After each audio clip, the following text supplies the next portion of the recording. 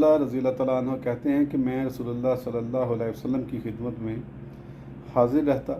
حضور نے مجھے کچھ نصیحتیں فرمائیں جن کے باعث دل پر وقت طاری ہوئی اور آنسو بہہ نکلے۔ اس کے بعد میں گھر آیا، گھر والے مجھ سے بات چیت کرنے لگے اور ہم دنیا کی باتوں میں پڑ گئے کہ دفعتاً مجھے رسول اللہ صلی اللہ علیہ وسلم کی نصیحت یاد آئی۔ میں فریاد کرتا اور روتا پیٹتا باہر آیا اور میں کہتا تھا کہ ہائے حنظلہ تم منافق ہو گیا۔ ابو بکر صدیق رضی اللہ عنہ سامنے تشریف لائے اور فرمایا کہ اے حنظلہ تم منافق نہیں ہوئے۔